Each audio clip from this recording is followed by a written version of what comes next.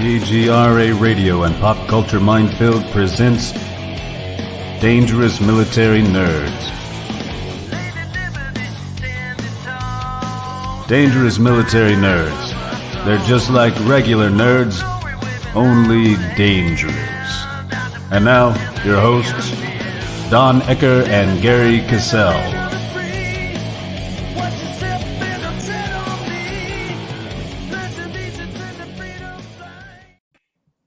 And lo and behold, by golly, here we are again for the last Dangerous Military Nerds of 2022. Ooh. Hey, Gerry, are we still going to be dangerous in 2023? I don't know, man. This tasty beverage is making me feel less dangerous today. Ah, okay. I'm drinking my H2O. Well, we got... Go ahead. I was going to say, I'm drinking generic Mountain Dew. We got a heck of a show today.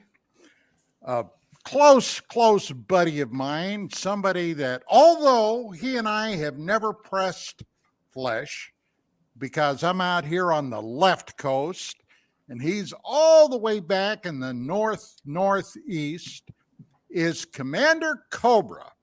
Now, that's his nom de plume. He's a retired military aviator. And for all you civilian mofos, that means pilot. He served in the, you're welcome, in the Air Force and don't get the excited Coast Guard. about it. He works now currently as a military contractor supporting defense operations and training basically all over the planet. He has been and served in both Arctic and Antarctic regions. As a matter of fact, that's something I'm going to have to ask him if he saw any ancient deserted structures down there in Antarctica. That's what I've heard. There's supposed to be a lot down there. But his best and greatest joy is working with the best of Americans, and that is military forces, both soldier, sailor, Marine, airmen, and coasties. And one of the things that he did do in the past, and I remember this vividly, when we bombed an aspirin factory once upon a time, was over in the Balkans. And as a matter of fact, Gerry, Anima might be not only familiar with that, but she might have some thoughts. But he was a KGRA host with as a matter of fact, I appeared on his show, a show that he ran for, I believe, well over a year, titled Task Force Gryphon. And hey, we're going to be talking about a lot of stuff today. So with that being said, let me welcome Commander Cobra. And by the way, ladies and gentlemen, I affectionately call him either Deuce or Charlie Deuce, because Commander Cobra is too much of a mouthful for me. And I go with the military phonetic alphabet, Charlie, and Charlie's a mouthful. Ergo, we got Charlie Deuce or Deuce. Deuce, by golly, it's good to have you here. Yeah, by golly. Well, first and foremost, I always refer to Don Ecker as Decker for the same kind of problems. I'm not able to pronounce Don Ecker consistently, so I just bring it right down to Decker. It's a privilege to be with you both and be on your show. I should say all three of you. I salute you, sir. And the salute is returned. And you guys are undercover. I'm not. I'm not wearing cover today because there was a report that I was losing my hair from a previous show that I was on wearing a cover. So I thought I would allow everyone to know that either my implants are working well or I actually do have hair. Now, Gerry, you were talking about your Mountain Dew. I really was putting you down as Fresca. I wrote Fresca down on my sheet. I am a big Fresca fan, but because it's made with grapefruit, I can't have it because of one of my medications. So Mountain Dew is the next best choice. Excellent. I Excellent. love Already we're learning about each other. That's tremendous. Yeah, earlier on the show we did this morning, I mentioned that when I was asked where I wanted to serve for a permanent party, I said, what's the gayest place to go? Aleutians? Talking My about the surgeon club? just looked at me like, what is wrong with you? Are you talking about the club? Is that the Yeah, club? the Aleutians Club. Boss, we have a super chat from Oh, Christian. hey, Christian Delorme with a Canadian $10. Good day to you, sir. Here's some Canadian pesos. Your service will never go in vain in Canada. I don't think anything goes in vain in Canada anymore. Even the prime minister. I've had a lot of good experience with the Canadian military. Oh, yeah. I love the Canadian soldiers. Hey, they got some good snipers. Yes, they do. So, but thank you for the $10 super chat. And for you, I'm going to play, let's see, Robert. For that, you get the head, the tail, the whole damn thing. Yeah, baby. Gonna be a bigger show. Yeah, buddy. Wasn't Task Force Gryphon an episode of Family Guy? It could be. And just to also correct Don, it was on for a little more than a year. Altogether, it was about 6 years. But, a year, 6 years, whatever. Speaking of the Griffins, Well, yeah, but then you left, and I was so devastated when you did take off. All that shrunk, dudes. It shrunk in my mind.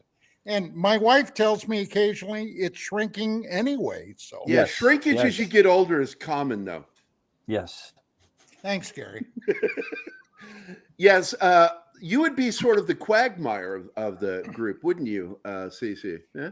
I probably could be, giddy up and Giggity, all that. giggity, right? Giggity, giggity. So, oh We have no. Rich. Oh my God. First of all, gosh, just to explain this to you, there is a game that is played. I did not make the game. It was invented by another host of another show that anytime somebody says backdoor Gerry, I have to play a video. So I apologize in advance, but here is the video. Open your back door, baby. Yeah. Jeebus, go back to your bong. He was in the pool. Yeah, the shrinkage. It's like I've always said, women, you can laugh all you want to, just don't laugh and point. Fair enough. So let's get into this, Don. Go for it, man. This is your friend. I'm excited to meet you, by the way, Commander Cobra. Thank you. Very It's mutual. excited. Thank you. Well, Oh, before we get into Charlie Deuce's preferred topics, something I want to ask, and I kind of alluded to it when I did my introduction. When you were down in the Antarctic, now there's been a lot of people claiming, and recently, a few months ago, somebody came up with allegedly Admiral Byrd some photographs that he is alleged to have taken, which show purportedly ancient structures that he saw back in the early 1910s or 12 or somewhere in there. I don't know if it's crap or not, but did you see or hear anything that at one point in our ancient past, there may have been habitation down there with structures still remaining? No. The short answer to that is no, but I do want to qualify this a little bit. I did fly on mostly the western part of the continent near our primary base of McMurdo. And a lot of the science activity there brought me to some very, very interesting places. It's a very arid climate, despite the amount of snow and rain that is there, mostly snow, and snow that blows up with the high winds. But you can fly into valleys that are completely bare, that look like you're in parts of northern Arizona. We did find areas where there was a number of petrified wood remnants left over, which most scientists believe is when it was all one continent or very few Part of a continents. greater continent, the Pangea thing. Gondwana Right? and Pangea. So we did find that. There's also a couple fields that I had gone into. Those were ice covered, and they were the scientists were working on recovering meteorites that had struck there, and were able to pull it up. Now I've heard, not before I had been down there. I spent 3 seasons down there, so I have a fairly good amount of time in that area, that part of the world. Never got to see anything that even came close to it. Never was part or heard anything with the Admiral Byrd. I've heard and read all the various theories that have been put forward of battles that were fought down there, activity that's gone on. The final enclave of the Nazis is into Antarctica, where they have built up underground structures. I will say that it would take an incredible power source to make that work there. The ice shelf is extremely thick. So if you did have underground structures, they'd have to be areas that you were able to maintain with extensive amount of power source. The other part is that the entire ring of Antarctica has different stations, and different countries are involved there. I think this is one where it would be hard to really hide that kind of information in the world activity level that as it is. So no, unfortunately, I have not seen any of that part of it. I have been kind of accused that that I'm part of the conspiracy because I got the brief, and I'm not going to talk about it. But the best I can tell you is no, Don, I did not see anything there that was able to make that work out anything more than what it is. It's a very tough climate to work in. NASA has used a lot of studies down there, especially at the South Pole Station, for what it's going to be like for the first folks that colonize onto Mars because of the remoteness. It's by great exception that they can get down there once they close in for the season. It's a very small group of people that stay there to maintain the station, and they're isolated. So it's a pretty interesting place. Yeah, the Russians in their lovely little garden spot there, allegedly they had drilled down through the ice. Yes, they did. As much as 2 miles. Is that correct? 2 miles? I believe it's 2 to 3 miles. What they were trying to get to was an underground lake right under the continent there. And I believe they were successful. There was a lot of debate about that, because one of the things that we try to override in Antarctica is not to damage the continent, to be as minimal of an impact to the continent. The prime reason I was there is I flew off a ship that broke an ice channel so that the resupply ship, surface ship, could come in. It's not an icebreaker, the ship that does the supply work. It needs us to break that ice to get that channel opened up. Some years it was 20, 30 miles, and other years it was over 100 miles of ice that had to be broken. I was part of the aviation detachment that flew off that ship, and Mrs. Cobra was a ship's navigator. That's where we met. So that ability to bring in all our needs and take out almost all the trash we could, there was a big debate about the Russians going in and actually tapping that water, because it was a rather isolated and pure resource. But I guess the science was finally decided, or they just decided they were going to do it, and they did take water samples out of it.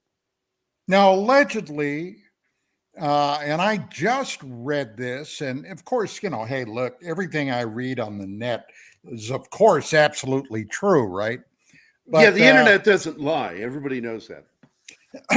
But allegedly, they discovered life down there, and not just microscopic life, but some creatures in that lake. It's Lake Vostok, right?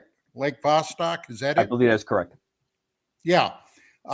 You didn't hear anything about that. No, but most people think the waters around Antarctica are devoid of life. That's incorrect. There are fish and all kinds of sea life all around it. One of the science years that I was down there, they had actually put an observation tube that you could climb down. It had a window, and it was just absolutely amazing to see what it looked like under the ice underneath there. Sea anemones, little squids. I mean, it was just amazing cornucopia of life that was there. In fact, I have a very funny story about one of our members was convinced in one of the years I was down there that the activity that was going on down there was some strange science experiments. So we had convinced him that we were kind of in the know. Half the team had been down there every year before. We were at one of the drinking establishments. I knew the scientist, and we went into his lab. In his lab, he had a pool, and he was studying Antarctic cod. And the cod, the reason they were interested in study because their blood doesn't coagulate, and they're able to produce certain qualities in their blood. So that was one of the things that they were studying. The cod got used, like any fish in that tank, in this rather large pool, got used to people when it came to the edge, like a koi fish, thinking it was going to get fed. So here we are in this dark room. This guy has had a couple too many. We're all there. The lights are very dim because the cod has those huge eyes for being in fairly dark waters. He's very close to the water, and we had convinced him that there was some kind of manned fish experiment going on in this lab. He had really gone hook, line, and sinker. Yeah, pun fully intended. When the lights came on, the cod had come up to the surface of the water, opened its mouth. It was just coming out of the water when the lights went on. He saw this, completely lost his what, fell into the water up to his waist, was flailing around. We grabbed him out of there, and after that, he was convinced he had seen Fish Boy.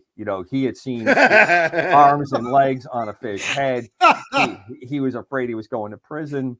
The whole thing. It took us about a week to calm him down. Oh God, that is funny. Okay, now you had several topics you were really interested in. One was the B-21. Yep. Okay. And the other one was, what was the other one you had mentioned? Well, we were talking about the movie Devotion that's just come out, and Top Gun Maverick. There's an interesting arc between those two movies and what's happening with that. Devotion, I talked about this earlier in the month on Pete's show, I urge everyone to see the movie. It's probably one of the least understood, least told stories of what it means, especially for military nerds. And as we were saying in the opening, it's a real honor to be in a nerd club because I'm not smart enough to be a nerd. I'm in that geek category, so I'm much more the military geek, not smart enough to do that nerd stuff. But Devotion, a book by Adam. By the way, I don't believe that, but okay. No, it's really a book. It's really a book by Adam Marco, so that's true. Your ASVABs had to have been high enough to become a aviator. So you never know. You never know. Never BS a BSer, Gary. If you know what I'm driving there. No, I don't. What does that mean? Come on, Doc. I've never heard this language before. You're freaking me out, man. This is the difference. There's the demarcation line between nerd and geek right there. The demarcation, it really is very limited. I've always been identified more personally as a nerd and I know it's called geeking out, but the fact is I still consider all of us nerds, really. Because to be a nerd, you got to be kind of smart to begin with, to like science fiction and all that shit. So I think it's sort of a given. I don't know. I prefer the word nerd over geek because geek just makes me think of somebody biting some chicken's head off or some shit. Yeah, I've never had that kind of imagery. That'll be hard to forget later on tonight when I close my eyes for sleep time. Thank you, Jerry. You're welcome. It's what I do. Yeah, it's a service, and you succeeded. So where I was leaving on Devotion is Jesse Brown, first black naval aviator, Korean War. I became friends with his wingman, which was Captain Tom Hudner, from the area here in New England. And we became friends just for an organization we both belonged to many years, just before he passed away. Tom passed away about 3 years ago. An incredible story because when they went in on an attack, Jesse being the flight lead because he had more experience in the Corsair, where Tom had transitioned to the Corsair for this combat cruise. Are you Flying on talking about his the wing. F4U? F4U, yes. First, Wow. they were used in Korea extensively Yeah. because they just did not have the jet aircraft coming online yet. So they make the attack, Chosun Reservoir, of much pain and fame over the years. He is shot down, crashes. Tom sees this. Tom sees him struggling in the cockpit and decides to crash his airplane alongside him to try to help him get out. It's an incredible story. Unfortunately, Jesse Brown did not make, he didn't survive the crash. There is an incredible bond between these two that he would do this, and every attempt to try to get him out of it. I found Tom to be one of the most amazing men because of his absolute humility when you're around him. There's a cruiser named after him. His ship has the motto "above all others, above all," which is what his motto for life was. I urge people to see this. I think it's a great balance, a great compliment to what Top Gun Maverick is, which I think is an incredibly fun entertainment movie. And I think this has got a lot of stuff quite good, quite accurate in it. I think it's a lot of fun. What about flying under a bridge? That's been done many times. Maybe somebody in this room has done that as well as part of their work, we'll say. So it does happen. So Okay. so that's my big push for seeing it. The book by Adam Marcos is well worth the read. The movie is absolutely phenomenal. They did a great job with it, and it really talks about what Jesse Brown went through. I will footnote this, that I was amazed with Tom. Tom in his 80s went to North Korea with a team trying to get to the site to try to find possible remains or find the site. And that's as far as he got. He got to North Korea. They never were able to go to the site. But you think about that, all those years later, in his in his golden years, here he is. The bond that he has as a wingman with his lead and vice versa with each other is really an incredible statement. An incredible story there. And unfortunately, it's just not a real well-known story, but I think we will all agree the color blindness of and the lack of time to think about someone else as something else than your teammate or your squadron mate or your shipmate or your battle buddy is amazing. And most people in the civilian world really do not grasp what that means. And it's a tough. You're broken down to understand that the only thing that matters is the people that are next to you. That's really what it comes down to. Yep. I concur. Yes. So, and I don't know. It's funny. Some of the guys, since I personally returned from over there, I met in not so much the DAV as guys I met in the Military Order of the Purple Heart, which is a service organization for combat wounded vets. And I clicked more with a lot of those guys than anybody since I was in active service. Sure.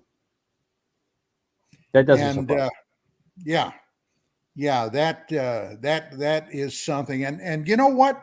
One thing that you very seldom see, other than in a lighthearted mood, when everybody's kind of playing around, you don't see very much bullshit at all.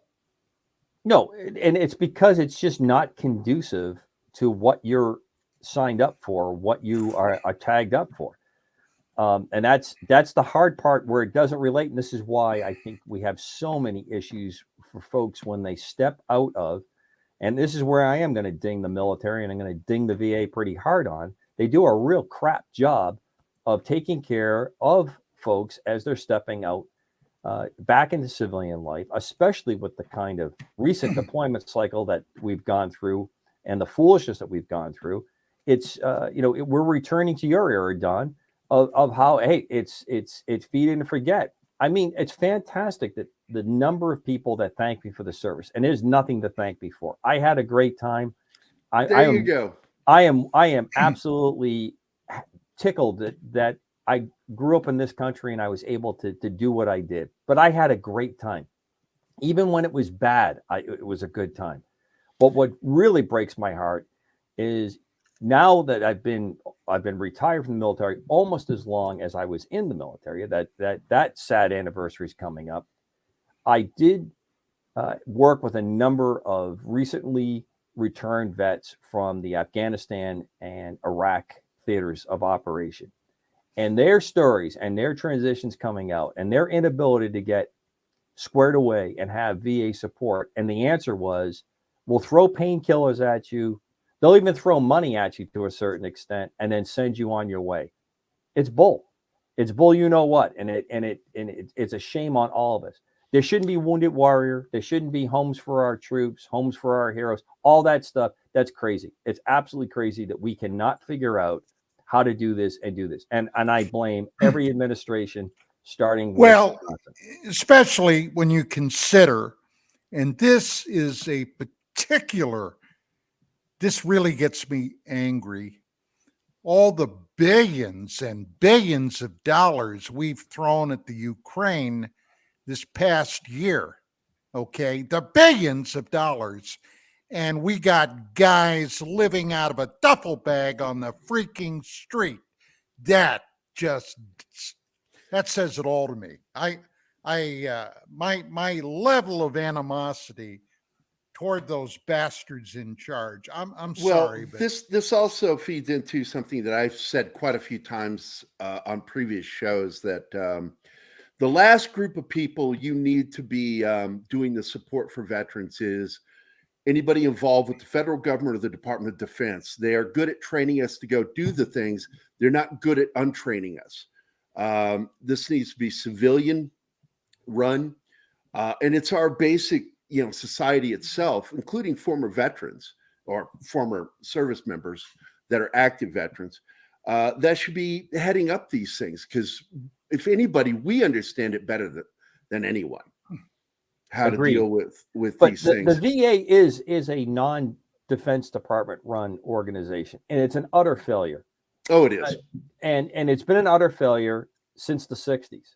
And it has not, its shining moment was at the end of World War II and the transition going up into the Korean era. And at that point is when I think it started to dampen down, looking at the history of it. Everyone will have a study. Everyone's going to appoint someone else to get done, be sent in to be the director to run the organization. And it's just not getting fixed. I have family members that work in the VA who are unbelievably frustrated with the situation that's gone on, because it takes on the monolith of the bureaucracy, just wears it down, and the people that you're supposed to be taking care of are not, simply. And this is what drives me crazy when you talk about the government is going to save us from ourselves. The government can't take care of the people that it inducted, had a healthy basis to bring them in, because you have to have a certain health basis to be able to enter to begin with. And they can't take care of something that's less than 3% of the population. Yeah. Nuts. And that's why, I've always said, if you want to see how socialized medicine doesn't work, look at the VA. Correct. And it's a microcosm compared to what they proclaim to want to do. And I'm like, you can't do it. It doesn't work, and it won't work. Well, the other thing is the way basically the civilians, and I'm talking about those in the bureaucracy, those in government, they have absolutely no conception, none, zero, other than what they might have seen in the movies or on TV about what the military culture and the military organizations are all about. And what I'm referring to primarily, what happened in the last 2 decades with all those troops, both men and women, that were continuously shuffled and reshuffled from the sandbox to the sandbox, from the sandbox to the sandbox. They basically were used up. And Gerry and I have had this conversation. I blame Richard Nixon for it. Well, thank you very Going much. all the way back to the early 70s when he canceled the military draft. At that point, okay, he basically told the American public, okay, you don't have to have any skin in the game. Enjoy all the bennies, have a good time, smoke your weed, go out, get drunk, do whatever. Don't worry about having to serve. And that's when I saw the military go down, because in order to really appreciate, I think, and it, hey, maybe you think this sounds fascist. I think everybody should have to serve at least a year, perhaps two, in some capacity, not necessarily just the armed forces, but something for government service. Okay. The Israelis do it. They have a pretty good operating many in Europe operating do it society. too. Yeah. Well, I don't know. I don't know how you guys feel about it, but I think it was a dumb, stupid thing when they did away with the draft. Where I stand with it is I know that Generation Kill, which is a reference made to modern military, the test that was run showed that during every single war that involved a draft, you had a very small percentage of people who would actually aim their weapon at an enemy and fire their weapon. They tended to not want to shoot at them, whereas modern military personnel who are volunteer oriented have a tendency of having no trouble aiming it at an enemy combatant. And we use phrasing in the military. You know this. You guys know this. We'll call them bad guys. We call them tangos. We'll call them hajis. We have lots of nicknames for them to dehumanize them in our own minds in order to soften the blow to our own psyche. But the military is very good at training soldiers to do this. The problem is they start running out during wartime.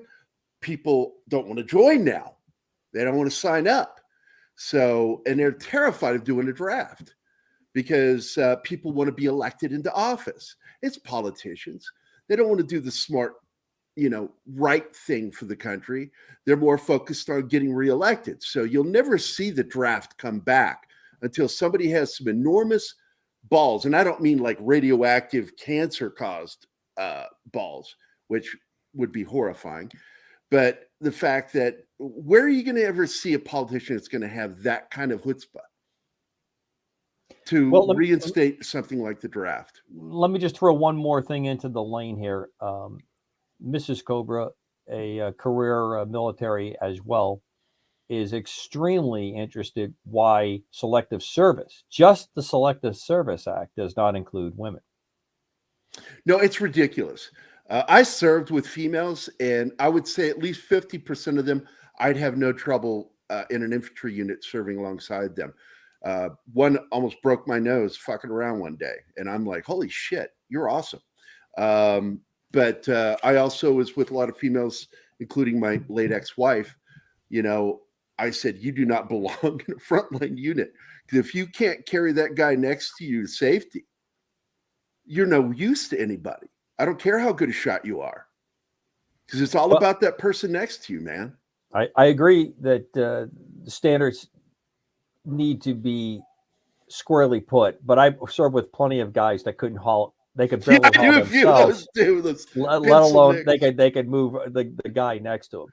But Don, I think the thing that you point to more than anything else is when we had that split out of the draft, we started to outsource, like we have in many other aspects of every part of what we do in the American experience these days, to paying for it. Now, I'm happy that young enlisted especially are getting a really good salary. and they are getting paid well to do the things that they do, especially in the, you know, the very critical fields. And they go through different cycles, which fields are critical because of what that means. And so the pay portion of it, and it surely is a much easier military when you do not have people who are given the choice, jail or join the military, Right. which sets up an extremely demanding situation. You live that, Don. I never really had to deal with anything like that because I had extremely qualified people. Some weren't motivated as others. Some didn't know what they had put their hand up for, and others were just, you know, completely focused on what they were doing. So there's pros and cons on it, but the lack of service that gets spent by the citizens of this country is just one facet of an ugly jewel that we are facing with now, because you have less and less commitment to being outraged by things that citizens should be absolutely screaming their lungs out at. Well, you know, a few months ago, back in September, we hit the 21st anniversary of the 9/11 tower attack. All right. Now, I was talking to my wife around that time, and I said, you know, it's funny, but one of my most vivid memories from when I was a kid was December of 1961. One morning, I was out in the kitchen. My mom walked out to my dad. By the way, my mother worked in defense industry. Actually, she was making proximity fuses during the war, during World War II. My dad originally was too young to serve. He had lied about his age, went in, grandma ratted him out. He was thrown out. He was 16. So what does he do? He enlists or joins the Merchant Marine Service. Okay. And before he turned 18, he was on two boats or ships that were sunk by the Germans. One in the Atlantic, and obviously he was saved. The other, he was on a convoy from Great Britain up to Murmansk, running supplies up to the Russians. Now, they were out there, and my mother looked at my dad, and it had to be Pearl Harbor Day. And I'll never remember her or forget her saying to my dad, "Can you believe it? It's been 20 years since Pearl Harbor." And of course, that might as well have been the Peloponnesian Wars, Sure. as far as I was concerned. I wasn't alive then. But now, looking in retrospect to 9/11, you know, the American public was outraged for about 2 or 3 weeks. And then, by God, it all went away. And that's something. And we lost more civilians. We lost more during that attack than they did during the Pearl Harbor assault. So, you know, something fundamentally changed in this nation, this country, among the people. I'm not sure what it was. Well, to echo back to what you were saying, though, Don, Nixon created something that Bush himself really said out loud. He said it out loud: "Go on about your lives. Oh, look, that Go guy, do your shopping. Don't worry about this. We've got this covered." It's like, no, American citizens need to be prepared for a war footing. They need to help carry the weight of this. And he didn't want the citizens, and that's my problem with politicians. They don't want citizens to do that. They want them focused on making money, good economy, and electing them the next Look, round of elections. going back to February of this year, still 2022, when the Soviets, when the Russians invaded the Ukraine, okay, people started talking about the possible use of tactical nuclear weapons. Do you remember? Oh, yeah. February, March, April. Well, will the Russians nuke them? Will they do this? Will they do that? And what mostly did you hear? from politicians, the scum of the earth, by the way, in this nation, even addressing that. Well, what I heard was at the highest levels of our so-called leadership, daring them to do it and ready to respond in kind. I've got very mixed feelings on Ukraine. What I am rock solid on is that my heart bleeds for those people, because it is always the same people that pay, and pay twice. They pay going in and they pay going out. Look, we know the Ukrainian government is as corrupt as any, third world dictatorship anywhere on the globe. We know that ahead of time. Yep. And I knew that back when they were lauding Zelensky about what a brave, great guy he is, blah, blah, blah. Well, he's just another scumbag. I'm sorry, you know me, I don't couch it. Just another scumbag with his hand out. And he just proved that when he made his little trip over here. Then, and hey, I'm kind of funny this way, but he addresses Congress. The son of a bitch didn't even bother to wear a suit and tie. Okay. Supposedly one of the most august bodies on the planet, the Congress of the United States of America. And he goes in there looking like he's off to the mall for a shopping trip. That offended me. Okay. For whatever that's worth. That offended me. But what's he want? More billions and billions. Well, how much of that's going into his pocket, in his cronies' pockets, and then by default funding back into Hunter Biden's pocket? Oh shit, Anima just wrote something. Holy shit, Kosovo closed the main border to Serbia. Serbia troops on high alert. Holy shit. You ain't kidding. I spent about a year of my life in Macedonia flying over Kosovo. Ugly situation.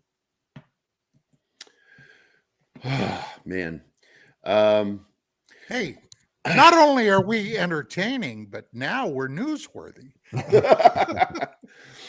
Sadly, because of YouTube, I'm going to have to delete between 39 and 42 because they'll gank us, because YouTube is run by a leftist company. They're lefties. And so if you say anything about that country that starts with a U, they'll gank you. YouTube is ridiculous. I'll worry about it later. But hey, on a positive note, I don't know if you know him or not, but Eric Sabiston is a friend of mine. I do. I know him quite well. I did his book cover. Well, that's him on that the left. explains it all. And Eric was a guest on my show on Task Force Gryphon. We have been trying to get him on here, but he's trying to get away from things for a while. It's been very stressful the last 2 years for him. And but I was proud of the work I did with him. I love Eric. He's such a sweetheart. But I really would like to get him. And if you can put a boot in his ass or a whisper in his ear, whichever one you feel like doing, it's up to you. Tell him to jump on here, because I love Eric, man. And I was proud that I did that book cover for him. And it is available on Amazon. You can get that book right now. It's a fantastic book. Eric and I actually flew together in the same air at the same time. We didn't know each other then. He's gone on to do incredible work, helping. He's a commercial airline pilot too. Yep, helping rotary wing pilots break into airline work, flying airliners, which is phenomenal. He's been very, very successful. That is so cool. Look at that small fucking world, dude. It's the truth. You and I are friends with the same dude. That's great. And I love Eric. Eric's just the sweetest guy. And then I would like to put this reminder out about this show. Enjoy this, Commander. Warning. The following program involves discussions between military veterans. As such, it is almost guaranteed that there will be coarse language and crude subject matter. So if the words piss, fuck, cock, cunt, and shit offend you, or if openly discussing that one time you were butt-fucking your ex-girlfriend and her miniature pincher jumped up on the bed and started licking your asshole until you had the best orgasm of your life makes you uncomfortable, this might not be the place for you. Otherwise, enjoy. My. Generally, someone tells me make sure that your harness is strapped on before you pull 7 or 8 G's. That is my buddy Mac. He served. He was a RTO radio, and just one of the funniest dudes I've ever met. I said, "Hey, this is my idea. Make a little audio," and that's what he sent to me. He was drunk when he sent it to me. Well, he did an exceptionally good word, and all his pronunciations are Oh, excellent. he's a great voiceover guy. He He's didn't get stuck on any of the hard words either. Like butt fuck. The worst part about it is I won't tell you, but no, I'm not even going to go there. I'm just going to leave that alone. Let's just say it was a good warning. I'm just going to leave it as a good warning, and I might know someone that knows someone that something like that happened to. So we'll just leave it all right there. All I know is I tell people all the time, man, I was an altar boy until I went in the Army. And I was an altar boy. I grew up as an altar boy. I go in the military. And I remember one day I got angry at somebody in my platoon. I was a squad leader. And I yelled at them. And then this guy next to me goes, every single word that just came out of your mouth was a variation of the fuck word. You didn't say any other words. And I went, really? And he goes, yeah, like, it worked. Gerry, you have a personal message from Krampus. You should change the dog licking your ass to cat biting your dick. You know what, Krampus? You can go fuck yourself. Go back to your bong, Krampus. It's actually an Army story, an old story of mine. And it's fucked up that happened because I was a medic. Well, I have a medic story that I'm going to share from a corpsman. He's working the emergency room at a base. This is many years back. And he explains the following story. In comes a chief. He comes in. He is brought in by ambulance to the clinic, to the hospital, I should say, rather. And his entire nether region is wrapped up, bleeding, and he is screaming.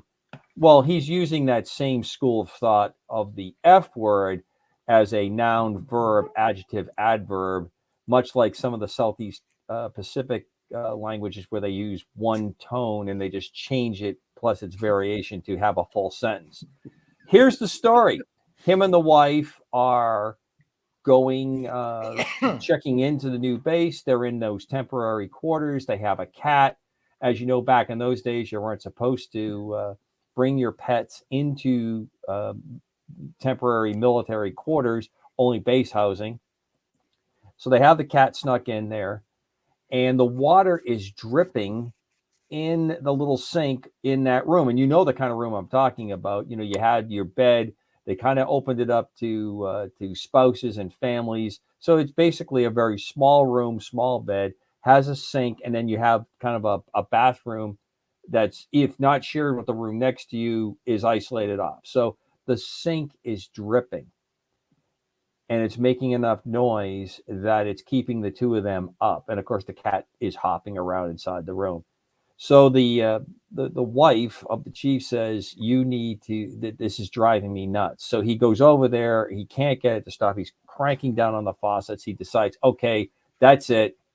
He is going to get underneath, and he's just going to torque the valves down. I mean, he's a seagoing chief. He knows if you got something leaking, you just close those valves. So he's on his hands and knees. He's cranking down on those. Oh, by the way, footnote: he sleeps naked. Up comes the cat behind him while he's underneath the sink, sees the lavaliers in the dim light, does the 5-cat spread on those. He raises his head, coming up at full speed, screaming, I guess, an F-word expletive, cracks his head on the bottom of the sink. At that point, he's pretty much unconscious. She gets the phone. She calls for this, so you have security showing up. Then the ambulance is taking him away. In the middle of this complete circus, she is running around. She can't find the cat. And apparently he wasn't too concerned about finding the cat, as you can imagine. This was an average night, he would say, as a corpsman at the emergency room on base. And who says chiefs aren't animal lovers? Come on. Yeah, the story that they're talking about in the chat right now happened to me. My wife and I were medics, both in the same unit out in California, and I bought her a kitten. It was a kitten, little fur ball, and it mauled me with its mouth after we had been in the waterbed, naked, sweaty, and my joke was, I guess he thought it was a bald mouse. It's a long story, and I'm very comfortable telling it because right after it happened, we had FTX. It's the same FTX where I did that radio thing with the Charlie Foxtrot out thing, because I'm like, if you don't know who this is, I'm not going to fucking tell you who I am. Right. So I get back to the big tent. It's one of those big MASH unit tents, and our full platoon is in one tent, and I walk in there and they're all huddled around this one bed, and at the middle of it was my late ex-wife, and she's like, she goes, "Here he is. He'll tell you the full story." And I'm like, "Oh fuck." So after that, I'm very comfortable telling that story. I was going to say, you walk on and own it. At that point, just own it. You have no choice. Yeah. That's the same FTX where I fucked with some of the new guys, and we had 3 noobs, and I got them to stand up on stage and do a groin dressing, which basically there's no such thing as that kind of groin dressing. I made it up. My sergeants thought it was hilarious. Basically, I had 3 grown men standing in diapers. Nice. And it's like, well done. Well done. Back in the day, Gary, I can see you doing a shitload of KP if you'd have been in my outfit. I really, really could see that. I got put on KP one time by my sergeant, and he said, I have to. Everybody has to do it once. So what did he do? He put me on guard duty for the milk. And so I just stand and guard the milk machine. And I had a senior NCO walk over me. I need you to. I said, I'm sorry, Sergeant. I cannot leave my post unless properly relieved. He's like, what the fuck did you just say? I said, I am protecting this milk against all enemies, foreign and domestic. I cannot leave my post unless properly relieved. And he just did one of those things where he just sort of turned away from me, but kept looking at me like, I don't know how to deal with this guy. There are many milk machines, but this one is mine. This one's mine. That's exactly it. And he really didn't know what to do with me. He just like gave up and just walked away. Well, there's always that uncomfortable moment when you lock eyes with crazy and you just want to back away. Yep. I stood there the whole time during KP next to that machine at parade rest. The whole time. I didn't look at anybody walking by me. I just looked straight ahead. I don't know. I'm fucking weird. I know people guarding nukes that didn't have the dedication that you did for that milk machine. So I tell people all the time, the military for me was fun. Even the scary, hairy shit ended up being funny later when I tell it as a story. I had a sergeant that wanted to fuck with me one day and got a shot at by dropping the red cross on the side of our ambulance. I'm like, what the hell is he doing out there? I couldn't figure out what he was doing because he said he was going to take a piss. Now, I find that curious. Did you find that Red Cross actually earned you a little leeway? Because my experience was it seemed to really excite people to shoot at it. Yeah, it's exactly what it did. And I'm like, we're sitting next to a dune, and I'm like, dude, fuck, what the hell? I don't want to be shot at. And I've been shot at more, though, as a civilian. Like when I was a paramedic up in Washington, man, we had some crazy people up there. And I got shot at quite a few times in our ambulance. Sometimes they're just shooting at anything that had lights on it. Sure. And crazy stuff. But, that goes back to what I said earlier about something profound changed in this nation. What's a war footing? People don't know how to be in a war footing anymore. Yeah, and our culture has eroded. I mean, we think that if you say to somebody, thank you for your service, that they've done something. And I don't take I take that at face value. I believe most people think that they have done something really nice by saying that. And you, Gerry, you and I, we've we're on common ground where it makes me a tad bit uncomfortable. And because I had a great time, even when it was bad, it was good, all those things. Yeah. But the other part that's in the back of my mind is, where is the outrage with the average citizen for those veterans that aren't getting that thank you? It's not enough. And it's not enough. If people were pissed off about it, if they were concerned about it, I believe the vast majority of people would really do they would push for this. But our culture has changed. In my mind, it's eroded. Politics is downstream from culture, and that's why our politics is the absolute crap that it is. Great. All right. Chanel, take it away. Hi, guys. This is Gerry from Pop Culture Minefield here on KGRA, and we're leaving for our first break. I hope we survive. Hey, members. The new KGRA DB app is now available on iOS and Android devices. Gain on-demand access to any KGRA DB programming. Download any show directly to your mobile device to listen or watch on the go. Go to the App Store and search KGRA DB. Behind every folded flag is a family. When American lives are lost in defense of our freedom, TAPS is there to help the friends and families of those who have served and died. TAPS, the Tragedy Assistance Program for survivors. We provide help, hope, and healing every day. Visit us online at TAPS.org or call 1-800-959-TAPS. Are you looking to go on a faraway journey that is magical and mysterious, reaping on mystical legends? If so, then Mysterious Adventure Tours is perfect for you.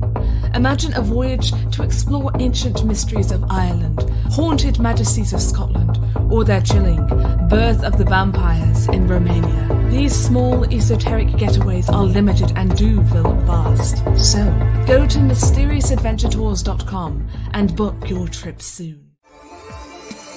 You're listening to the KGRA Digital Broadcasting Network.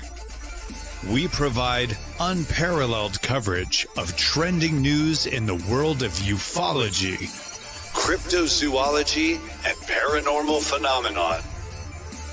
Whether you're watching our video live stream or listening to one of our audio programs, you are getting the best from world-renowned researchers and hosts, guiding you through topics the mainstream won't touch. Miss one of your favorite programs? No problem. Head over to the members area at kgradb.com for access to our massive library of award-winning content. Make contact, stay connected, only at kgradb.com. Oh, wow, we survived. Welcome back from the commercial break. Now for some more Pop Culture Minefield on KGRA. Oh, Gary's so proud of that. I got to say something here. First of all, this. Hello, good evening, and welcome to the middle of the film. 2, Chanel, come up here real quick. Come on, Chanel.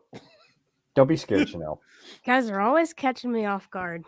I got to tell you, I bet that scared the shit out of you when you hit that music and it was super loud. Just a little bit. I could just see you. You're like, ah! Well, hey, guys. Thanks for having me on. You bet. Thanks a lot, Always. Always. It's always a pleasure to see you, Chanel. Well, likewise. Thank you for being on the show today, Commander. It's a real treat. Thanks again, Chanel. I just thought that was funny because I just knew that you probably had a heart attack when that music came on so loud. All right. Well, on with the show, you guys. All right, bye. You heard her. On with the show, by golly. On with the... By golly. By golly. So a quick run for you and the audience. Who here has seen Top Gun Maverick? Oh, I've seen it multiple times. I haven't, but I haven't. Not only is it, in my opinion, the best movie of the year, even above Elvis, I think it's a better movie all around. I consider it the best Star Wars since 1980. Yeah, I think that's a fair. Now, do you think it should get the Academy Award for Best Picture? There's this I running. think that it debate. should get it. I really do. Elvis, I got to tell you, should get it for screenplay and performance. I think that Top Gun should get Best Picture because it just knocked it out of the park. Everything, good acting. I agree. I thought the acting was phenomenally good. I do have a couple problems with it, but it's for the most part. You mean going under the bridge? No, not going under the bridge doesn't That would throw me off nearly as much as everyone. And I've seen a couple of the popular culture scientists that always show up saying that he couldn't have survived the Dark Star when it broke up. At that, it drove me nuts that people were spending the kind of time pulling apart the movie. Now, there's a couple odes in there that I think need to be thrown in there. One is that whole part with Dark Star and going at those speeds and then pushing it is directly linked to what happened to Chuck Yeager. Chuck Yeager, on his runs when he was doing it, pushed it past where he was supposed to on a test card. In fact, he had a fairly colorful reputation for doing things that he wasn't supposed to do on the test card. Barrel rolling the X-1 is one of them. Now, it proved that the aircraft could do a lot more, but in the world of test, especially experimental test, you tend to be very, very standardized, very disciplined, and move in notches. Sometimes you move at notches that are too slow, and it takes someone like a Chuck Yeager or a Maverick. Yeah, because Chuck Yeager was literally pushing the envelope almost all the time. All the way through. And he paid a certain price for that, in my opinion, because he wasn't allowed to go into other areas that he wanted to. Yeah. I was fortunate enough to meet him twice. That's why it was so important what they show in The Right Stuff is that here's the guy that should have been right in the program that wasn't. Right. And it was because he was a rogue. Well, and it didn't set up for what they wanted. There's a certain packaging and image, and there was a certain program they wanted to go with. Right. And that's why we kind of have the kind of space program that we do on that. But he's still got a star. He's still got a star. Yes, he did. He retired as a brigadier general, and God bless him. We lost him, man, and he was a real hero. Phenomenal person to be around. Very personable, extremely engaging. And he definitely was true to his roots of West Virginia, that he was very real in everything that he, in fact, not far from where you are, Don, in Pennsylvania, that part of West Virginia going to that part of the country. So again, Top Gun Maverick, I thought the attack scenes I thought were well done.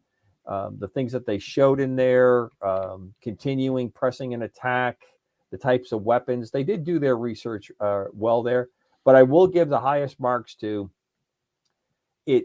Showed what someone of probably pretty close to Tom Cruise's age, his era, where he's at, and then the younger generations that are behind. And I think, Gerry, I think you'll understand. I think you can identify with the folks that show up for this mission, all top of previous Top Gun classes being set up for that. Right. It was a little contrived how they set it up there. They pushed a lot of stuff. Some of the behind the scenes that I've heard about the pushbacks, what they did, stuff that they didn't, studio didn't want in the movie that they still put into the movie. There's a lot of good read on that. They did, I think, a pretty phenomenal job. There's a lot of really interesting, good stories behind it. The thing that I was so happy about, because I was not going to see it. I planned not to see it when they put out the first teaser trailer for it, because it showed the Chinese friendly patches on the back of his jacket that they changed them. And I'm like, no, not going to see this movie if they're going to do that. But then when they released the movie, they had the right patches back on there. And I'm like, thank you. Yeah, the cruise patches did return. And I'm glad to see the things that they did. And I think it made a success. My biggest complaint for the movie is the length of time between the first one and the second one. They really stretched the limits of everything that was possible on it. It's unfortunate. The movie really should have come out, in my opinion, 10 years ago, to really be an accurate. And it would have, because Tony had expected to do it. Right. And then for whatever reason, still unknown why, he committed suicide and just jumped off that bridge. And that delayed it by what, 8 years, 9 years? Yep, easily. And so we're kind of lucky. Yeah, because Cruise is 60, man. He was 56 when he made the movie. 56, 57 when he made the movie. Phenomenal shape. I mean, there's no doubt about that. So I really was impressed. I like the movie a lot. I urge people to go see it. I think it's entertaining, as well as it does present a very good kind of diagnostic into what goes on at that very high end of strike aviation and what's happening there. And of course, the question I keep hitting, well, why didn't you send F-35s? I will say this: the F-35 would have been it would have been a 20-minute movie, much like the stealth bomber. It would have been seen. It wouldn't have had all the fun. There wouldn't have been all the need for the other scenes that went on with it. Yes, it's the immortal words of, why wasn't it this way? The answer is because it wasn't in the script. But here's the other part. There will be times when we are not willing to risk our technology. This happens a lot.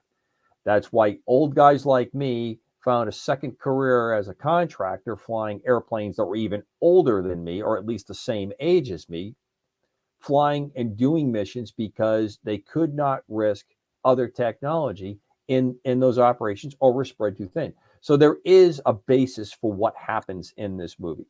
I think if you can filter out just a little bit and just let the thing wash over you and enjoy it, I think most people will find it very good. To me, let me ask you, Commander. Go ahead, sir. When you were over in the Balkans back in the late 90s, were you there when the stealth fighter went down, got shot down? I was still on active duty. I was there in the early 2000s when we had set up a consent. Now, I'm pretty familiar with that case. I'll be careful how I answer it, how that aircraft was brought down and the rescue. In fact, one of the pararescuemen, the PJs from the Air Force that was part of that rescue, did a phenomenally great job. Silver Star, I believe, is what he was awarded for what he did. Well, that's what I was going to ask you.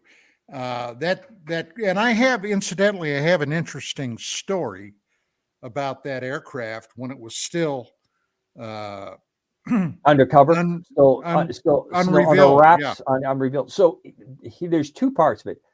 The 117, a phenomenally good aircraft, unbelievably good aircraft. Skunk Works, another crown jewel in their approach and what they've done there. So phenomenally good aircraft. But there are susceptibility. No matter what you do, if you have enough time and money, you will be able to come up with a way to counter to some degree whatever breakthrough that you have. The idea is that you have enough of it, or you have enough of them, or you have enough that, for the most part, how the United States military has been composed, you have enough layers that the susceptibility of one system is covered by another.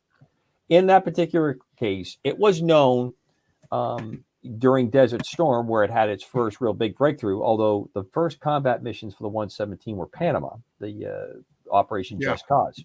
Yeah. The low band radar would pick up certain aspects of the aircraft. What is, as I understand the takedown of that aircraft, and I can't remember its call sign that night, that was used that night. What really got it was they knew the routes, they knew where they were going, they were able to pick up small. Of course, they knew when the bombs had been dropped. And this commander of this anti-aircraft battery was exceptionally good at what he did.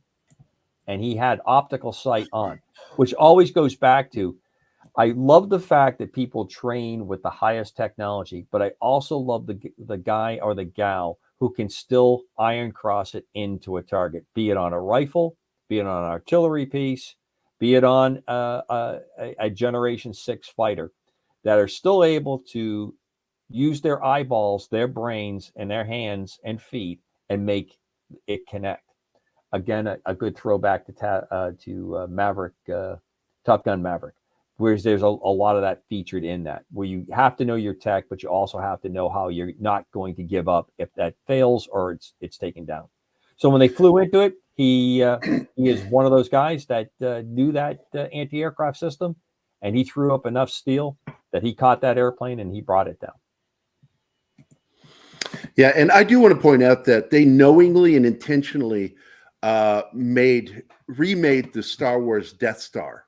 Oh yeah. I mean, the director admitted to it. Sure. That they stole from Star Wars for that entire third act, and I thought it was brilliant. It made it so much more exciting. But they did the same thing in the Pearl Harbor movie, the attack on. And yet that movie sucked. Well, I think some of it was good. It's just it was a 3-hour. Yeah, it was the story. Triangle. It was the a story 3-hour. is what sucked. The battle stuff was amazing. Yeah, it's a 3-hour sneak attack on a love triangle. Come on, why aren't you up for that? Yeah, I don't know, man. I didn't expect you to put me on the spot. Well, so, you know, that F-117 has an amazing tie-in to the UFO field. Yes. Would you guys like to hear my little vignette? Hold on. About that? Is it anything like this? Hello, boys! I'm back!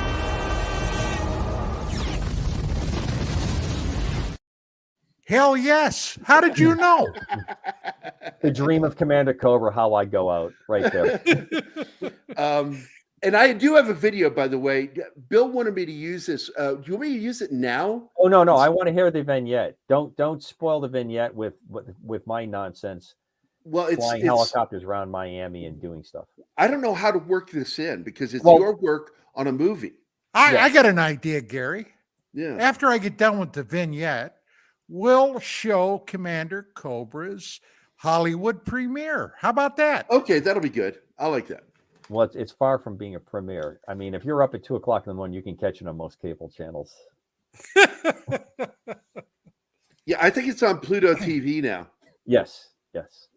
Well, back in the day, early in the very early 90s, when my wife and I were publishing UFO Magazine, we had a colleague, a guy that was, well, actually beyond obsessed with the Freedom of Information Act request.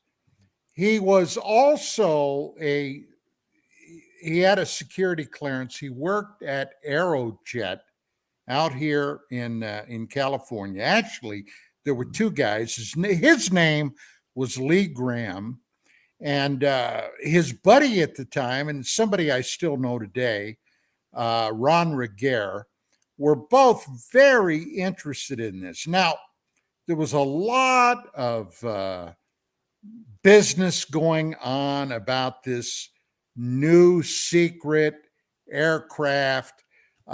Tester Corporation came out. John Andrews was a guy that I knew. He headed up that project. As a matter of fact, he was the same guy. John Andrews was the same guy that came out with the Bob Lazar S4 saucer UFO. Do you remember that? I do.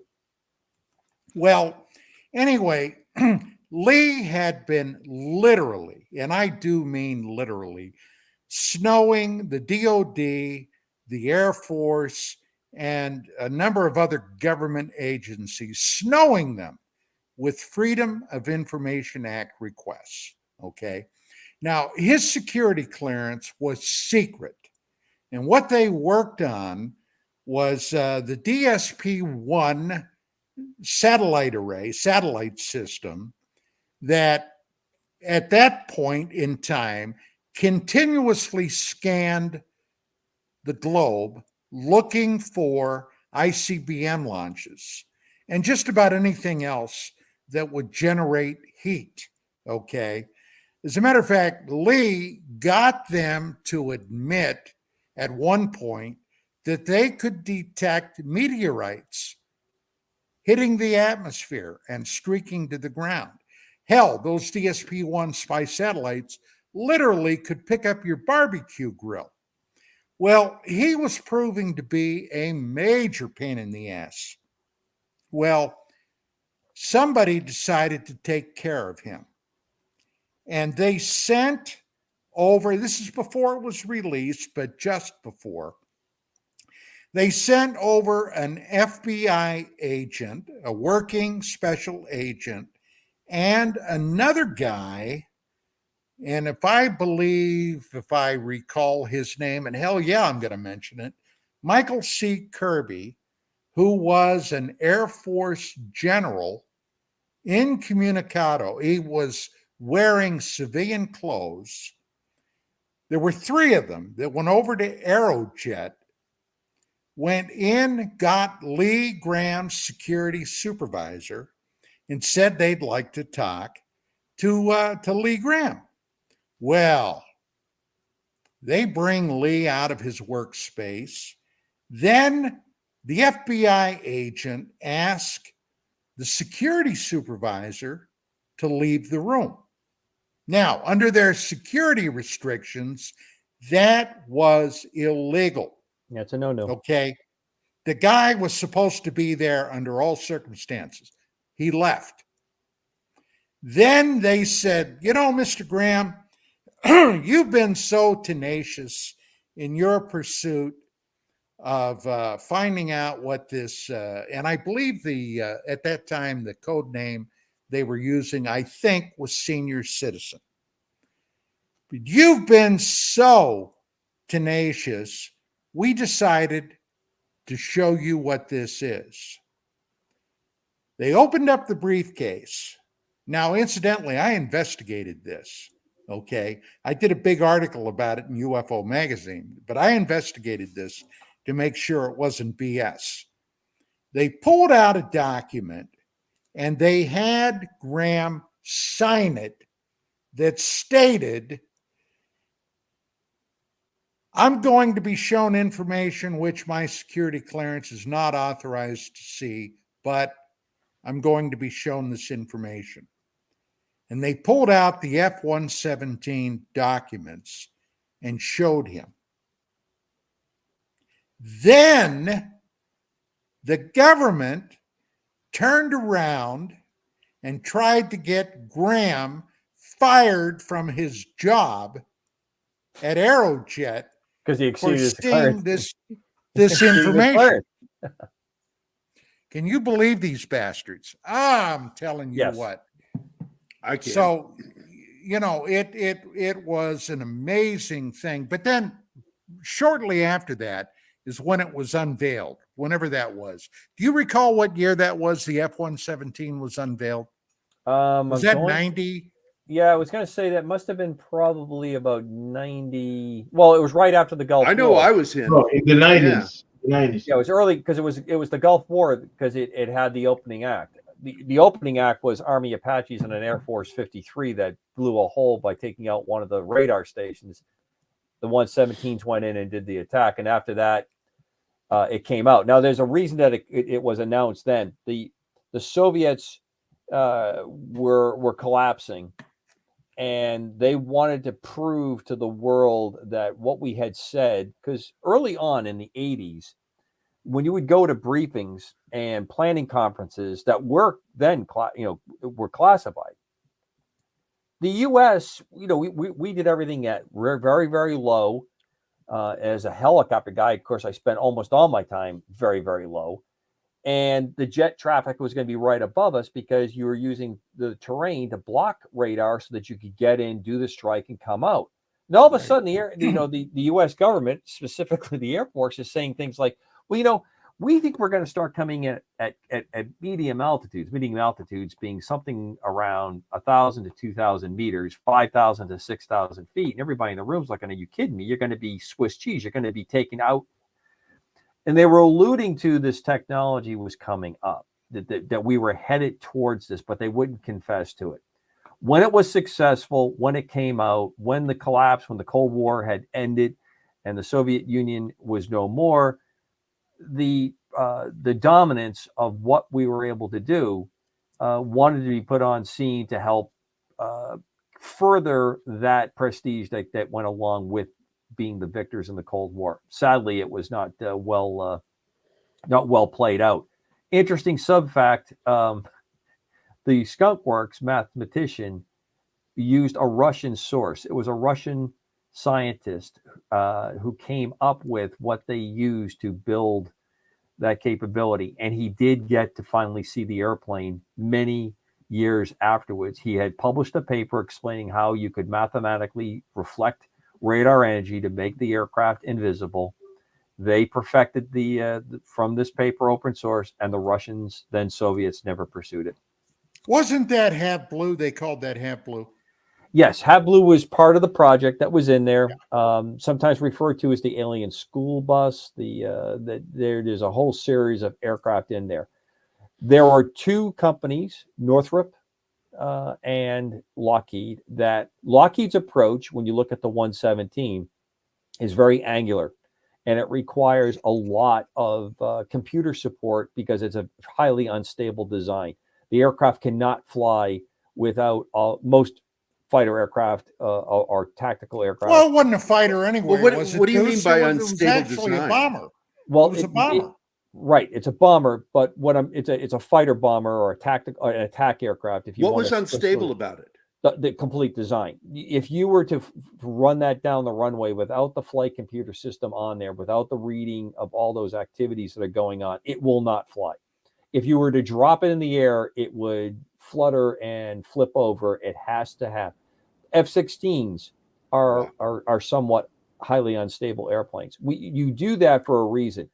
If you have an unstable airplane, its maneuverability is greatly enhanced if you have the ability to control it because it has its design.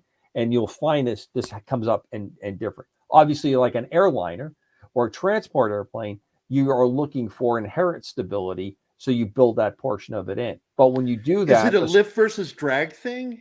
It is control surfaces are nothing like anything else that is going on there. And because of the fact that they're trying to mask things like the engines, which is one of the great liabilities of stealth aircraft, they tend to bury the engines deeply inside the aircraft.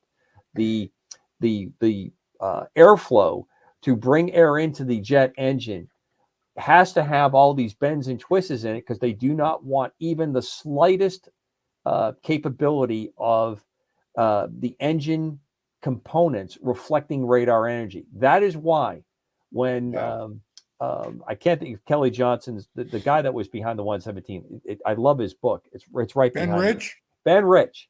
Ben Rich would walk into the Pentagon and he would take out a ball bearing about that big and roll it across the desk to whatever flag officers were sitting there saying, that is the radar cross-section of your aircraft. They could show you that it was smaller than birds, the radar cross-section return on that. Now, Northrop, the B-2 and B-21 producers have a long history with the flying wing and have adapted the flying wing, which is, again, another unstable design because it doesn't have conventional control surfaces, which lend itself very well into the stealth capability. But they went also into a coatings as well. So there's a slightly different approach to it. That's why the B-21 and the B-2 have the size that they do, have the physical capacity to carry the fuel and an incredible weapons load to fly the distances that they do. And it's only flown by a two-person crew on that aircraft. Everything else is done. So those are the two kind of approaches. The 117 broke a lot of ground in areas out there. There was a naval version considered for landing and taking off carriers, and there was a fighter version as well that was conceived as well. Never went past the design stage, but a lot of its capabilities is what you see now with the F-22 and the F-35, which is internal storage of those weapons. Interesting thing about the 117, I can never leave this alone. My first real big show past the years of the Cold War, which I affectionately referred to as Mad Magazine Spy versus Spy when I was in Europe. That's kind of how that whole career, part of my career went. The Gulf War, there is no doubt in my mind that there was another stealthy aircraft out there. I'm going to go right to it and say that I am the Aurora type air discussion always comes up that was doing a lot of the work that made the 117 highly successful. The 117 would not turn on anything that would emit its position. No lasers, no putting out any kind of radar. It didn't carry a radar, as you said, Don. So other aircraft were either lasing for it, providing it, or it was getting very, very accurate, updated coordinates to properly place its munitions. That's why you see them literally going. Satellite. Well, yeah, satellite's not good enough. Sorry, that I have to disagree with you there. Satellite gets you pretty close. Not when you're saying which window do you want me to put it in. When they're putting a bomb through a second floor window, upper right-hand corner, because they want it to go through the structure a certain way to get to a certain part of the building, or dropping them down smokestacks. Yeah, I don't know why that reminds me of one of the Jack Ryan books, Executive Orders, where Clark and Chavez guide a missile in right through a window. Yeah. It's beautiful stuff. I have a breach of the back door through Morse code. A breach of the back door through Morse code. And here is your video for that. Strong. I'm going to go check the back door. Back door. I'll tell you, Gary, I've come to the conclusion you have an unhealthy obsession with the back door. I don't want it. It was thrust upon me. Oh my. Excellent, interesting choice of words there. Yeah, I know. I always do that. I'm surprised you don't have that Led Zeppelin song. You know, your it's backdoor like, man, baby. I'm you know, I would like to say that I reject it, but Well, whatever helps you sleep at night, bitch. there you go. There you go. Gentle and sweet, like honey. And for you, being a military veteran, I'm playing this one for you. Here's your free cup of coffee from a lady in Rhode Island. What? I do have to tell you guys one funny thing about the Desert Storm. I was on a couple of ships. You know how everybody was just behind that action. I mean, the country was just so behind everything we were doing there. There was a gigantic, I think it was like a 20-pound bag of those Starlight mints. You know, those red. Oh, striped, yeah. right. And this stuff like this was showing up. The coffee was showing up. Thousands and thousands of letters. I can't even go into the reading around the table of letters, and people would act out the person that wrote the letter. Some looking for long-term relationships, others just wanting to, share. It was a very interesting thing. But the Starlight mints, they were everywhere, and you just could not stop eating them. They were there. I mean, you're eating them in the morning, at night. When I got home from that, I almost would throw up when I would see a Starlight mint, like at a restaurant or somebody would bring it up. I don't think I touched one for almost a decade because I was just so overdosed. Just the sound of the wrapper would be enough to stress me out. That I'd start to feel it coming up in my throat. I got PTSD from all those goddamn mints. Starlight mints almost put me over the top. Hey, I want to go ahead and play this video while we get a chance. All right, so here's the quick run up on the on what's happening in the video. This is from Bad Boys 2. The Coast Guard was invited by Michael Bay. Absolutely excellent director. He captures a lot of military stuff well. 13 Hours, I think, is one of the finest films that he ever did. Amen. I wholly agree with you. And he took a pounding in Hollywood to put that movie. He made an accurate representation of that absolute fiasco debacle that went on that night. I think he did a great job. But he had me in, as he did, I guess, everybody, for all the scenes that the Coast Guard was in. Coast Guard provided airplanes and ships. Hollywood will come with a script. The military has people that are out in Hollywood that are there, part of it. They review the. So, by the way, does the CIA? Yes, and what they're looking for is ways to do if they're going to support it. And in our case, the support was at no cost to the production of the movie to provide this, because we wanted our mini Top Gun out of it. We wanted people to see our helicopters and our ships doing the mission. It was all surrounded around Miami, and you'll see the scene. I'm in the second Coast Guard helicopter. You'll see a flying under the bridge scene, which was part of this movie. I believe is made it to the big screen. You won't see my face. The face that you see is one of my better looking pilots. I have a face for radio, as many people here can see now that are with us that are seeing it, and you'll hear my voice. All right, let's. When they were going to deploy that general purpose machine gun. That was pretty cool. Now, I want to throw two things in there. The sheriff's aircraft was flown by James Gavin, Army aviator, Vietnam era. He was the person that you saw in almost every movie, every television show, flying a helicopter. In almost every TV drama, he was always the other police officer that was just a little bit out of focus. He was in numerous movies. He was also in Flight of the Intruder, where he flew a Sky Raider in the scenes that they did in Hawaii for that movie. James, lifelong hero of mine. I knew him as a young guy because I was really just taken by his flying skills. So it was a real treat to, with no planning on my part, to meet up with him and to fly with him and have him fly on my wing because he's in that third position. He sadly passed away a few years back to cancer, but a tremendous aviator and really just a wonderfully humble guy, unbelievable skills. The aircraft that other helicopter you only see for a briefest of moments, it's a scene where they look up at the boat, is the fourth aircraft that's doing all the filming, and that was Alan Perwin. Alan Perwin's company, he specialized in aerial stunts or aerial choreography, plus he did a lot of transport work. Alan and I became very, very close friends. After this movie, we had a lot of other projects. We did a lot of other kinds of contract work. And Alan was sadly killed in a crash coming out of the mountains of Colombia from another Tom Cruise movie where Tom Cruise is a drug smuggler that ends up getting pulled into it. Yeah. And sadly, Made in America or something like that. Made in America. And Alan lost his life coming up. Movie was all done. They were flying out of this mountain strip. And when they entered into the clouds to get through this valley up to there, we lost him. Two really great friends, two unbelievably gifted aviators, and just wonderful, wonderful guys. Man, that's sad. I do want to point out I'm a big fan of the Dolphin. Terrible helicopter. Sorry. It's beautiful though. It's so beautiful to look at. But that's not the Dolphin that was in those. Oh, I thought that was. No, that's the MH-68. You'll hear them refer to it as sharks. Get the sharks in the air in the movie.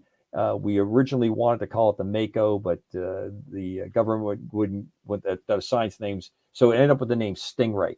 It's the MH-68 Stingray. It was a very powerful Augusta 109 aircraft, which was built in Northwest Philadelphia.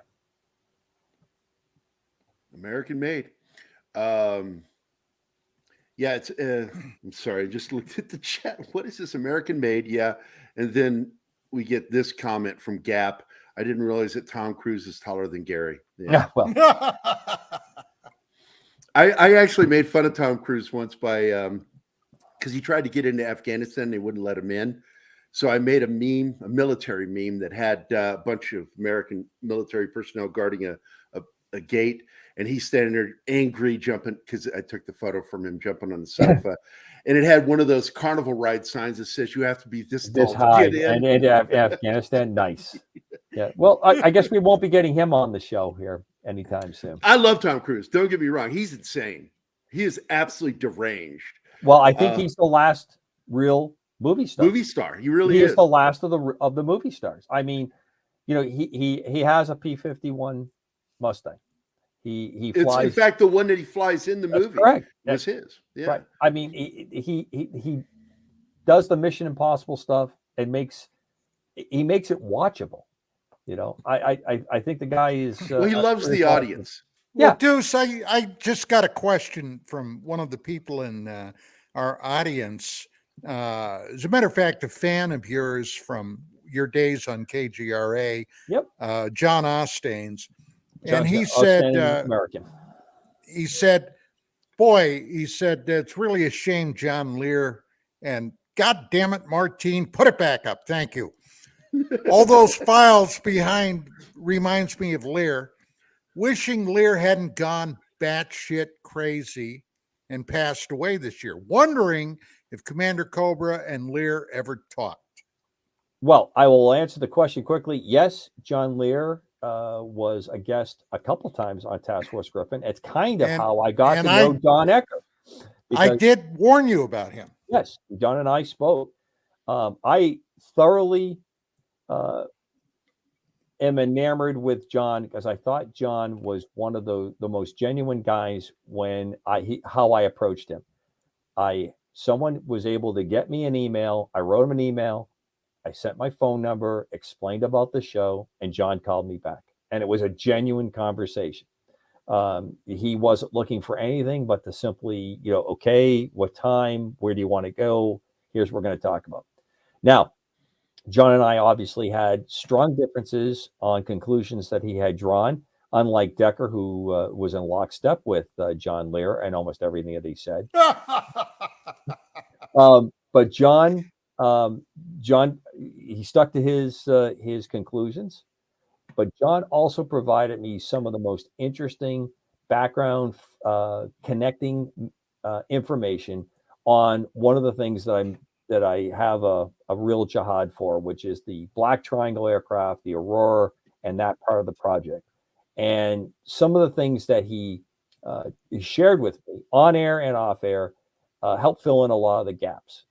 John was obviously witness to a lot of incredible things. He also, I think, was ran in a very interesting circle of people on there. I think, he may have been batshit crazy, but he was my kind of crazy. We did not always agree, but he was also the type of guy that would call me every now and then, and I would call him every now and then, and we would just talk, not about UFOs, not about Black Triangle aircraft, just talk and just and chat.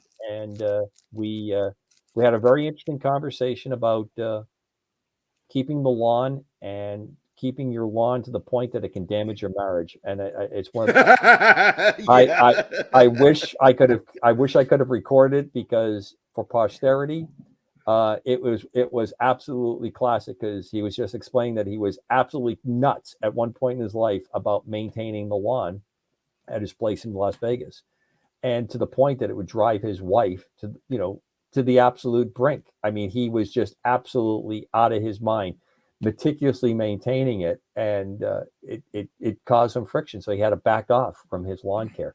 And it was just a funny, genuine conversation. I miss John. I wish I could pick up the phone and chat with him. Well, back in the day, in the 80s, a book was released on the Hudson Valley UFO, written by J. Allen Hynek. What was the other guy's name? He was a newspaper guy, and then a guy that unfortunately turned out to be a total fraud. But the Hudson Valley UFO, who was that? Who was the fraud? I have to look it up now. Yeah. I'll let you know. It slipped my mind right now. Oh, the name. Okay, no worries. But I wrote a paper on it. The guy had claimed to be special forces in Vietnam. Is it Night Siege by any chance? Yeah. Night Siege, right? Yeah. Yep. But anyway, I was writing a review on the book, and I saw the paper that John Lear had written that went up on the Paranet computer BBS system. He wrote a very controversial document back in 87, 88 that really went into some weird things. Now, later, as I did my investigation on, I found out a lot of this info originally came from Paul Benowitz, a guy that was driven insane, literally, by the Air Force Office of Special Investigations. And Another guy that Lear knew. Well, it's a long, involved story, but here's the crux. So I was kind of outraged when I read this document originally. So I tracked down Lear's number and called him out of the blue. And we ended up doing about a 3.5-hour phone conversation. And I found him charming. The guy was very forthcoming with his information. The following week, a UPS truck pulled up in front of my townhouse. Driver got out with his big package, weighed about 10 pounds. And it was basically, among other things, every bit of information that Lear had collected up to that point. He basically went out and Xeroxed it all, including a couple of VCR videos, and sent it to me. Well, I ended up flying down to Las Vegas. I was living in Boise at the time. Flew down to Las Vegas, and John was giving a talk. He had invited me to it, to the Association of Former Intelligence Officials. Now, I had been involved in intelligence stuff when I was in the Army in Vietnam. So, this was all very familiar with me. But then John played a video at this talk he was giving, which seemingly showed the driver of the Secret Service limousine that was hauling JFK around the day that he was assassinated in Dallas. And it was a video of JFK being shot, but the shtick was, it was the driver that had fired the fatal headshot into JFK. Are you guys familiar with that? No. No. Oh, my God. We could do 3 whole shows on that, Gary, for UFO Wednesday. What all the ins and the outs of it was. But this back in 88, 89, 90 was one of the biggest side stories in the UFO field that there was, the assassination of JFK. When you get some time, put that in your search engine and ask the question about the driver of the limousine shooting JFK. And then I can give you all the insight. I know the guy that originally put that video together. I knew the guy, and this was something really out in the ether, that tried to run that whole story to financial security. And John Lear was at the center of all of it. And what John did, in my book, originally was unconscionable. He had been given this video by this researcher with the caveat that he kept it to himself because he thought Lear was an heir to the Lear fortune. He was hoping that John Lear would have helped finance his research, not knowing that Lear's father had disowned him, and he barely had 2 nickels to rub together other than his job. So, but it's a fascinating bit of history from the UFO field. And we don't have time today, but at some other time, if you want, I would love to do that whole story. I just got into a discussion last week about why the car slowed down. Yeah. And I said, he turned to see what was going on, and he slowed down. He didn't stop. He slowed down. And, but that's interesting that they're saying that. I'm very curious, like, where was there video or film evidence of this? Zapruder film. The Zapruder film is what it came from. That again, because the last time I watched the highest quality HD copy of the film, and I still couldn't see anything about the driver. Well, that's because the researcher that I just mentioned was working with 2 other guys from Northern California working on the premise that the Secret Service agents were somehow connected to the overall assassination. I heard about that. Yeah. So what they did was they washed all the color out of the film and enhanced the contrast. And for just a split second, when the driver turned, it looked like he was holding a handgun. But then it was gone. So what it turned out to be, the agent in the passenger seat was a guy by the name of Roy Kellerman. Now, back in those days, what did men put in their hair? That greasy kid stuff, Brill cream. Fuck. And it was actually a reflection from Kellerman's head, not a gun.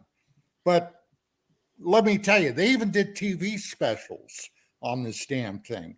And it all emanated originally because John Lear didn't keep his word, is basically what it was. Mm. Was he looking to get money from it? Is that what you're saying? Who, John? Yeah. No. Huh. That's interesting. Yeah, I would love to. And already in the audience, the chat's like, yes, do a show on this. Let's do it. We'll do it next Wednesday. But I got to ask you a question, Commander. Do you have eye problems? I'm curious about the big ass fucking sunglasses. Well, I think it's a good look for me to begin with, and I'll let you look badass, and you look like you're ready to kill somebody. So that's part of it. I still work in the business. That's why I don't use my my baptismal name. And I have jumped in and out of this work over the years. I have to admit that the Commander Cobra thing is now kind of a brand thing.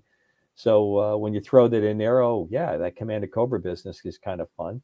The guys like to shoot me in the back. They like to shoot me in the back of the head on the PlayStation games. And I use a Commander Cobra handle there, so they get a kick out of it. They killed some guy Commander Cobra. That's a lot of fun. I have a lot of people like to run up behind me and get me. So I don't know what that's all about. But so yeah, these glasses are the standard ones I use here in the home library office that you see in the background. I am a bit of a bibliophile. That's not a bad thing. No, it's not. I'm just into my books, and I have lots of them. And this is that's my what little makes lair. you a geek. Gotcha. I got you. Yeah, I'm definitely on the geek side of things. That's for sure. And I've got another question. right under his desk, Gary, he's got an Uzi. Okay, it's a Uzi 9mm. I believe that I believe we're exaggerating, and since we're not going to be putting anything on air that I have or I don't have, we're not even going to go I can there. neither confirm nor deny. But here you go. I had a question for you because this is who I work for. I don't know if you know who they are. Warriors Incorporated with Dale Dye, Captain Dale Dye. I am somewhat familiar. Yep. Saving Private Ryan, Band of Brothers, Platoon, and all that shit. And if you can't see it up there, see that little helmet up there on the top bar? That's my design. Beautiful. I work for Dale. I'm the official artist of Warriors Incorporated and Warrior Publishing. Nice. It's my claim to fame. And here's the logo. I do like that logo. Oh, that very, very cool. I was trying to show the ancient mixed with the modern. Yep. What's old is new. And I'm surprised that you not worked with them because doing what you do, you would be a perfect fit with Warriors Inc. Well, Don knows that I jumped on a contract that took me out to Hawaii back with the 25th ID and the 25th ASOS for an exercise out there. And Don, I think Don heard part of the story that the work to get in and out of Honolulu International to get to the exercise battle was more demanding than the actual battle work that we did. But it was great to be back in that kind of a mission. I'm much more in an engineering role, my primary job. So I took vacation and jumped on this trip. I was physically flying one of the same airplanes that I flew in Iraq. They had got one out there for the exercise. It's the Skymaster. which if I was ever to have guessed that I was going to have most of my flight time in an airplane, I don't think I've ever would have guessed it was the Skymaster. But truly, my destiny has been in that twin engine centerline thrust aircraft. Great airplane, and it's a testament to people that are willing to do it. So yeah, I will have to get together offline on Warriors Inc. I'll be more than happy to take. Well, just for what it's worth, Gary. I'll introduce you. I'd love to introduce you. Sorry, Don. Trying to get a hold of Charlie Deuce is comparable to trying to extract a molar from a chicken. Don's only saying that because I have chickens not very far from where I'm sitting on our little tree farm up here in Maine. You're up in Maine. All right. Yeah. I'm an East Coaster too. I'm from Virginia. Whereabouts? I lived in Annandale for a while. Oh, yeah. Yeah, I grew up in D.C. Even though I didn't live in D.C., I spent all my time in D.C. on the weekends, and I just love D.C. It's a beautiful city. It's been ruined by ruined by a lot of politics, but yeah, it is one of the coolest places that you can walk on a weekend and go to as many different museums. And you talk about geek or nerding out. That is an incredible thing. Yeah, I remember back in 1980 seeing the first IMAX theater was at the Air and Space Museum, right. And they put on the film Flight. Yep. And oh my God, that was intense watching that on a big 70-foot screen. Yep, with a wraparound and the whole 9 yards. It's an incredible experience. That dwarfs my 65-inch flat screen. It really does. Thank God that ended with flat screen when you said 76 inch. It's all that shrinkage issue just coming back. Yeah. Exactly. Yeah. Yes. I was swimming. I was in the pool. It was 80. My wife does emulate a statement that was made. I don't know how you guys walk around with those things anyways. That was one. I don't want to say it's huge, but my nickname as a kid was Tripod. Yeah, I'll just stick with Commander Cobra. Commander Cobra. I'm not gonna get any tripod awards, so we'll just leave it there. I used to just refer to myself as 3-kneed: my left knee, my right knee, and my wee knee. Oh man, Commander, it was great having you, dude. Thank you very much. A real privilege to ride with you guys today. Thank you for having me. Let's talk a little bit after the show, because I'd like to talk to you more about Dale Dye, because I admire that guy. He's one of the few people on this planet I wanted to meet, and I work for him now. Yeah. And I used to read when he was the head of SOF magazine. Yep. I remember it well. And they were shocked because, like, when I inherited all my dad's magazines, I have the entire collection of Soldier of Fortune from beginning to end. And it's like Dale Dye, man. Hey, the porn bots are here. So I want to say thank you again for being here. I want to thank the chat for being here. Let me say my thank yous real quick if we got time. I want to thank Krampus, Jeebus, Anima Confuser, Love of My Life, Dragon Ruse, Das Wolfen, Robbie D, John Ostains, the lovely Sherry, Renee Cruz, Bush McFadden, Albert Torcaso, Andy Morrow, Knight Rider, Bim Jim, and Gap After Dark, Kitty Bear, Kathy Pernesic, and that's it, boy. We've had a great crowd, lovely show, great guest. And Don, you want to say anything before we leave? Everybody, I hope you have a glorious and very happy New Year. Peace be upon you. Live long and prosper, my friends. Have a great week. Happy New Year.